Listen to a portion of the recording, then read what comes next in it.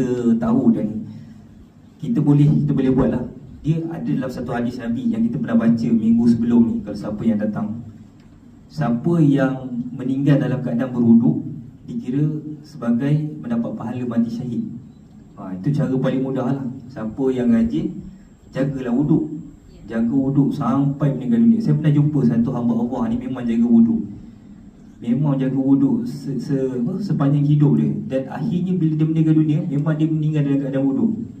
Kita tahu sebab dia berwuduk tu sebab sebelum dia meninggal tu dia cakap dia nak semayang sekejap, semayang sunat. Dia terus semayang, tak lama betul meninggal dunia. Maksudnya kat sini, kalau kita buat benda tu sepanjang hidup kita, Allah akan bagi macam mana usaha kita, insya-Allah.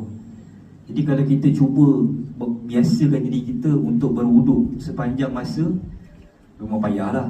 Dengan penyakit tiba-tiba angin dalam badan banyak semua kan. Tapi kalau kita cuba usaha, insya-Allah Allah akan bagilah apa yang kita nak tu. Sebab apa